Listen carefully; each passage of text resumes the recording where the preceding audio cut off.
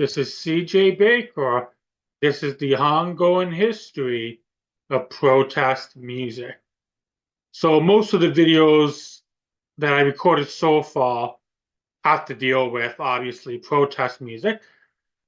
But the next couple of videos I'm recording are going to be a bit more broad in scope. So it's not going to be exclusively about protest music. So I mentioned in a previous video that I'm part of a music community, Taste Like Music, where we do different deep dives. So recently there was a deep dive in connection with 1994. So we would listen to as many albums from that year as possible. So on the Taste Like Music YouTube channel, the two main guys, Jason and Joe, posted their list of top 25 songs and top 25 albums. So feel free to check out their YouTube channel. And if you're so inclined, you can support them on Patreon. I decided I'll do something similar. So I'm also going to do a list of 25 albums, which is this video.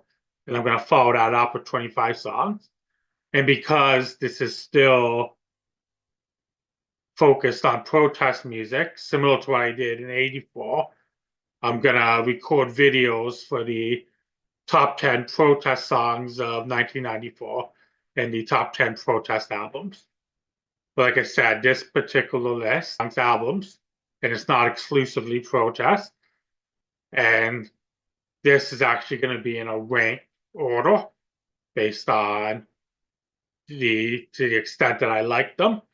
So we'll begin the list with a couple of honorable mentions. So first, so both of these albums, I rated 4.5 stars, and they just missed my top 25. So the first album that's an honorable mention is Let's Go by Rancid. So Rancid's next album that was released in 1995, and Out Come the Roughs, is a 5-star album. And if I did a 1995 deep dive, it would definitely be on my top 5. But I also love this album. It's a kick-ass, fist-pumping, and authentic punk album. And then my other honorable mention is by Neil Young, Sleeps with Angels. So the first concert I ever went to was Neil Young and Pearl Jam double bill back in 1993 at the now defunct Exhibition Stadium in Toronto. Also, Soundgarden and Blues Traveler opened for them. So at the time, I was there for Pearl Jam, and I wasn't really into Neil Young, but that changed after I seen him live. So shortly after seeing him live, I purchased the Decade Anthology, which is one of the best greatest hit collections of all time, and a couple of other of his albums. But this is the first Neil Young album that I experienced in real time. And this album resonated with me because it was heavily influenced by Kurt Cobain's death. And even now, I still often think about the emotions that Neil must have grappled with, knowing that one of his tunes was quoted in Kurt Cobain's suicide note. So those were the honorable mentions. And now we'll get into my top 25. And I just want to mention, like, those two albums were already 4.5-star albums. So 1994 was a really strong year for me. And many of these albums even benefit from a nostalgia bump. So I have many fond memories connected with a number of these albums.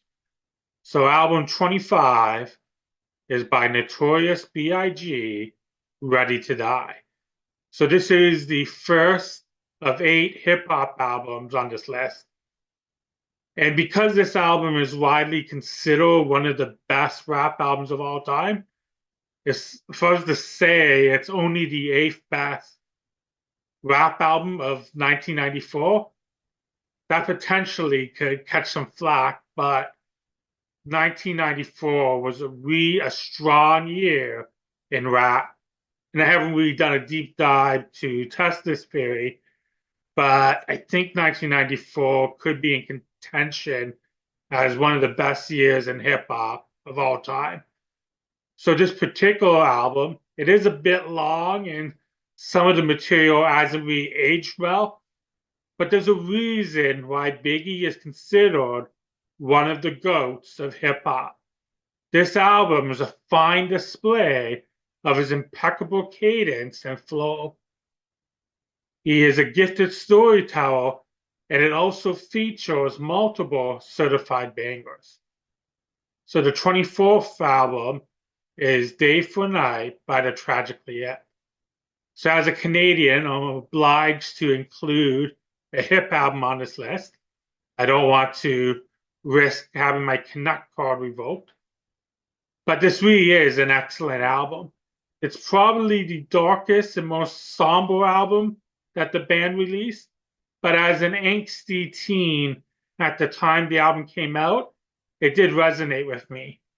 The album is a fine showcase of Gordon Downey's gifts as a lyricist. His words are both poetic and provocative, and the music provides the perfect canvas for him to work with.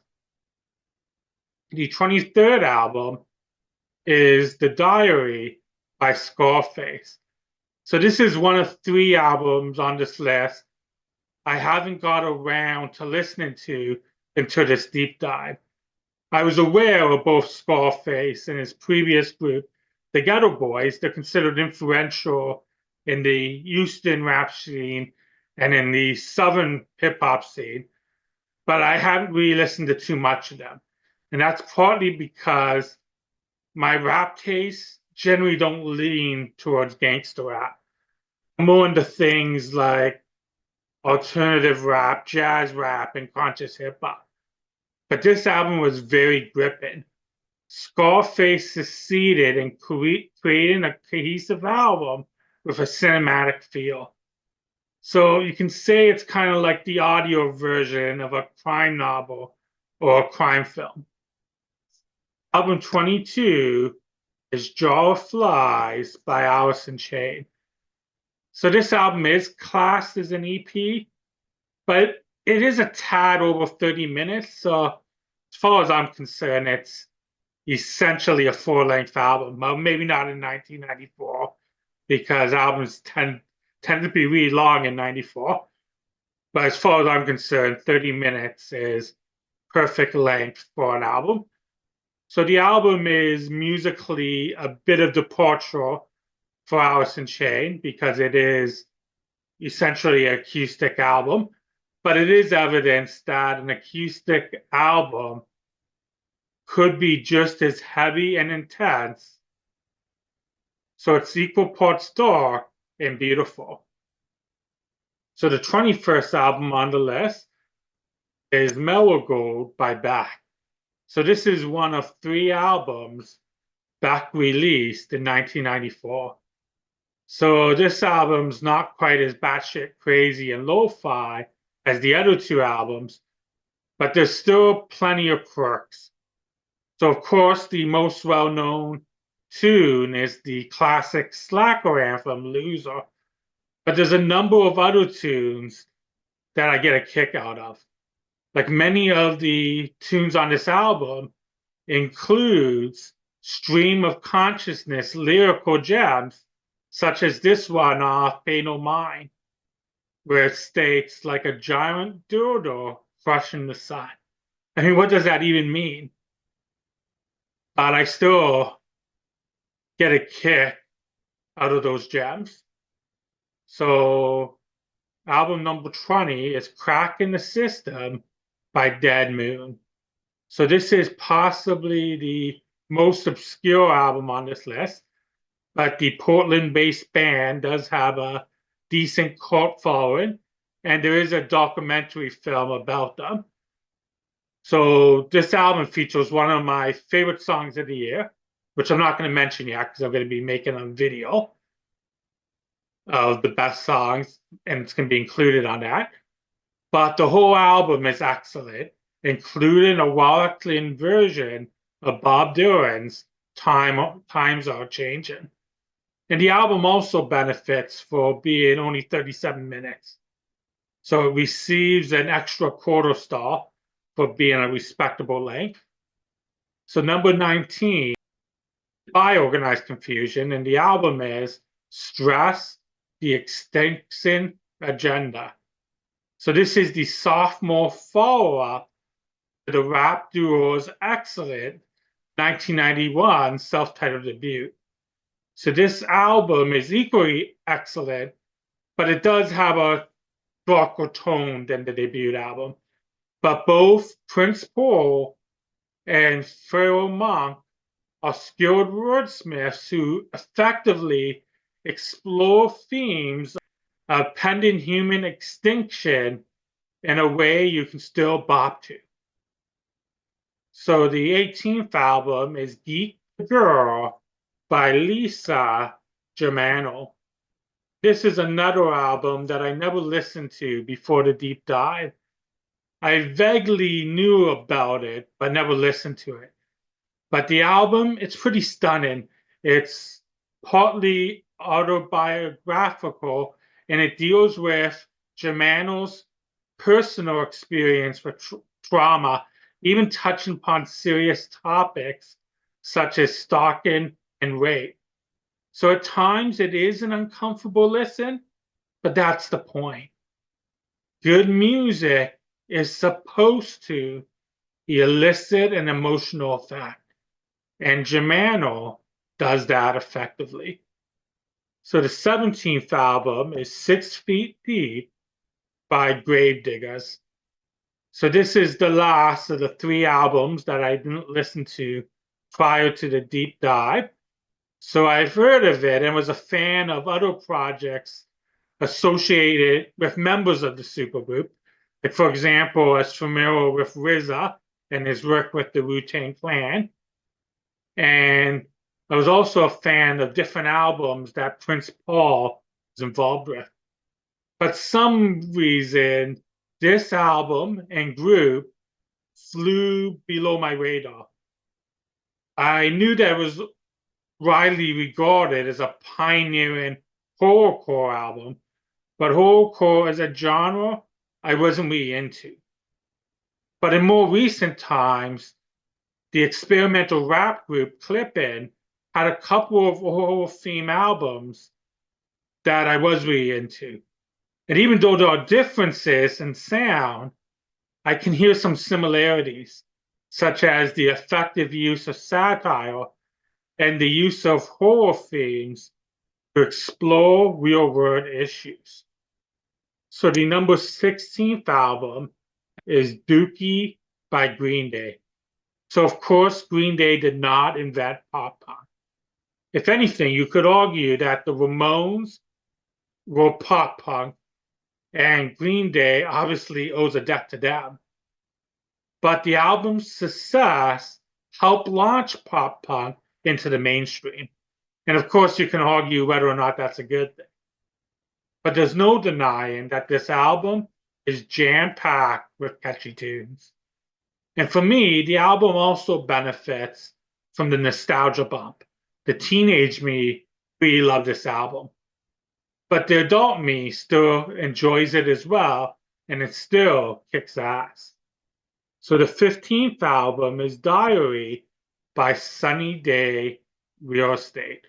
In 1994, it's filled with several influential albums which help contribute to the development of different genres. And that includes this album by Sunny Day Real Estate. This is considered a foundational album in the development of second wave emo. And of course, once again, you can debate whether or not that's a good thing. But this album, I didn't quite experience in real time. My first reference to the band was when I read that a couple of the band members joined the Foo Fighters. But I really didn't listen to the album until I was in my early 20s. It probably would have resonated differently and benefited from the nostalgia bump if I was first exposed to it as an angsty teenager. But I was and still am drawn to the vocal and lyrical vulnerability. And I dig the vibe of the music, which well complements the mood of the vocals and the lyrics. So the number 14th album is Hard to Earn by Gangstar. So this album's a bit edgier and combative than the rap duo's previous releases, but it's still jam-packed with jazzy goodness and insightful social commentary. Also, like one of the issues with rap quite often, it's the interlude and skits that sometimes brings the album down a bit. But in this case, the use of interludes and skits are used in an effective and judicious way. So it's done in a way that actually enhances the mood of the album. So the number 13th album is The Holy Bible by Manic Street Preachers. So this album is a perfect balance between the personal and the political. This is the band's last album prior to the disappearance of their presumed dead rhythm guitarist and lyricist, Richie Edwards. So the strongest tunes on the album are the ones that express the mental state of Richie Edwards. So at times, the emotional rawness makes it an uncomfortable listen, but there's something cathartic about that discomfort. So the number 12 album on the list is Loose by Victoria Williams. So my first introduction to Victoria Williams was the excellent 1993 Street Relief benefit compilation, which was released to help Williams' medical expenses in connection with her MS. So the best known tune on that album is Pearl Jam's rendition of Crazy Mary. And Crazy Mary is the only tune from the compilation that also appears on this album. So the compilation is a fine showcase of Williams' songwriting chops. And even though I enjoy Sweet Relief, I prefer hearing Williams sing her own tunes. I get that her vocals could potentially be divisive, but I love the idiosyncratic nature of her vocals. And it does convey a certain warmth and realness, which is well suited to the compelling narrative of the lyrics. So there's something about the album that just makes me feel good. So number 11 is Grace by Jeff Buckley. So I was a bit late to the party with this album. I tried listening to it a couple of times after his death. At the time, for whatever reason, I just couldn't connect. I think it might have been that I found his vocals a bit much and too dramatic for my personal taste. But now I view that as a feature and not a bug. So in more recent times, my appreciation for the album has grown exponentially. So Buckley is a really good songwriter, but he's an even better interpreter. So on this album, there are multiple goosebump inducing moments of haunting beauty. So the number 10 album is Southern Playalistic Cadillac Music. So that title is a bit of a mouthful, but that's the album by Outkast, the debut album. So Outkast is possibly the most influential Southern hip hop act of all time. And they would scale even loftier heights on subsequent releases, but this album is a fine display of the duo's eclecticism and their skills as MCs. They also effectively made use of analog recording elements and instrumentation temptation, which wasn't common during this time period, but that analog element, it further gave the album a unique feel. Album number 9 is Ill Communication by the Beastie Boys. So this is another album that benefits from the nostalgia bump. But I still love this album even as an adult. And every time I listen to it, it conjures up fond memories. So this is an excellent bridge album that closes the gap between rock and hip hop. So the Beastie Boys, they tap into their hardcore roots on tunes like Sabotage and Heart Attack Man. But the rest of the album is really fun and eclectic. The only thing that prevented it from receiving a 5-star ratings is that it's a tad bit too long, which, as I mentioned before, was a 1994 problem. So the number 8th album is Vitology by Pearl Jam. So I was debating between a strong 4.5 or a light 5, but I settled on a 4.5. The teenage me would have probably given it a 5, but the album has a couple of weird experiments that don't quite land. But I do admire that the band didn't really give a shit and they did what they wanted. But if you discard those experiments, the album is stunning and includes several all-time great Pearl Jam tunes.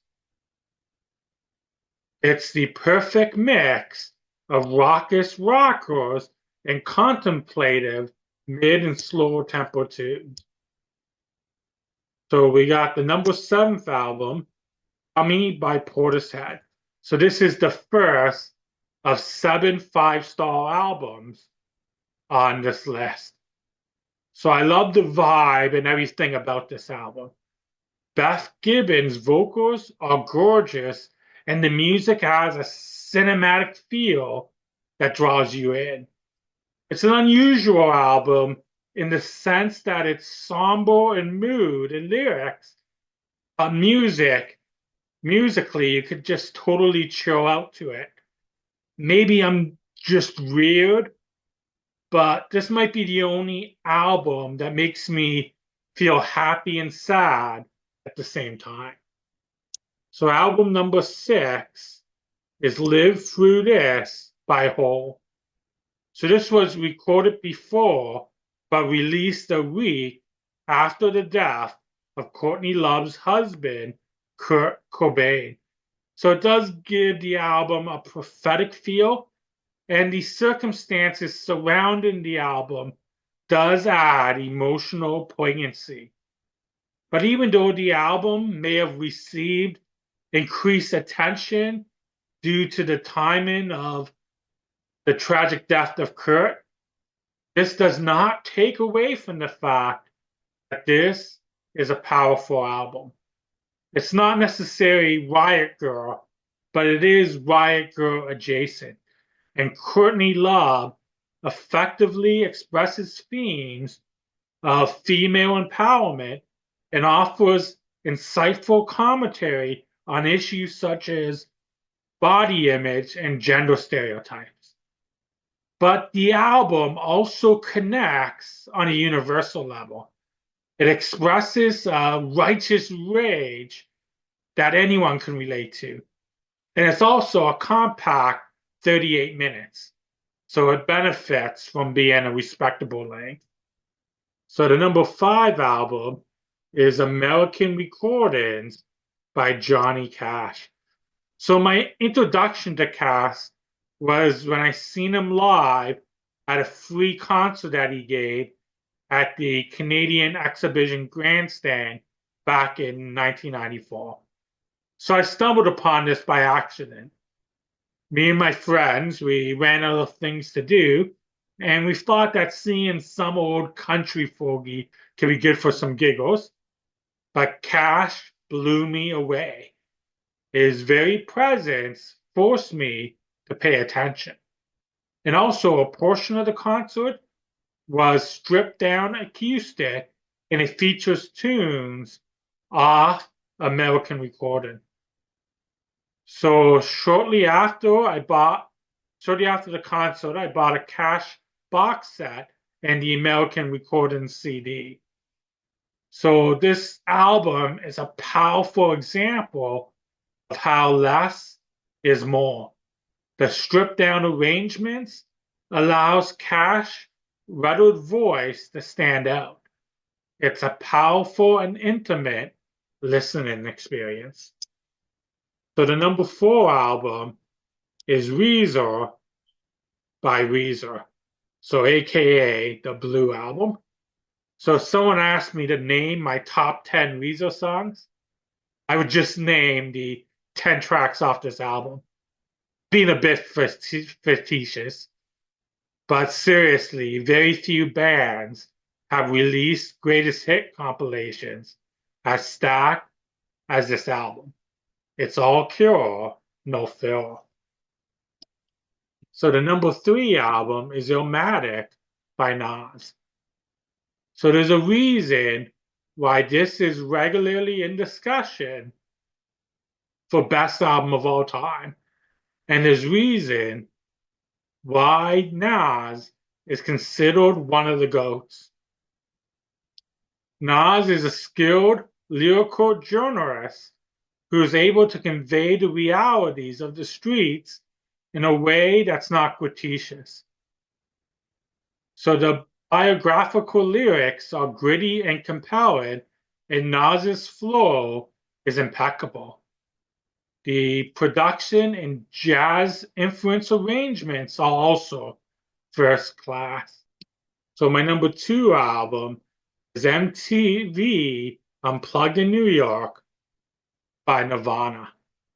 Even though Nevermind was a musical gateway drug for me and possibly the single most important album in my musical development, as an adult, if I had to choose a Nirvana album to listen to, this is my go-to. Even though it's acoustic, it's one of the most emotionally intense things that the band did. The stripped down versions of the album tracks added a new dynamic to those songs. But also, a considerable highlight of the album was the really cool selection of covers, such as the Vaseline's cover and the 3 Meat Puppet songs that the Kirkwood brothers of the Meat Puppets joined the band on stage for. There was also a new generation of youth that now think that Bowie's Man Who Sold the World was a Nirvana song. And then there is the rendition of the traditional tune popularized by Leadbelly, Where Did You Sleep Last Night? This is one of the most emotionally powerful vocal performances ever. And it's the perfect way to close the album. So my number 1 album of 1994 is The Downward Spiral by 9 Inch Nails. So speaking of defining albums of my youth, I can't think of an album that has had more of an impact on me on an emotional level as this one. Trent Reznor well articulated the anger and depression issues I was experiencing in my teens, serving as a vital emotional outlet. So, in a sense, I could live vicariously through the protagonist without totally spiraling out of control. But even as an adult, the album is still a profound listening experience. On a strictly musical level, the album is stunning. This is the perfect showcase of the genius of Trent Reznor. So that concludes my list of the top 25 albums of 1994. So what are your favorite albums? Feel free to leave those in your comment. So if you enjoyed this video and you want me to keep making content, please like and subscribe. And if you're so inclined, you can support my recently relaunched Patreon for the ongoing history of protest music. Patreons get a number of perks. And you can further check out the website ongoing history of protest songs.com. So thanks for watching and please stay safe.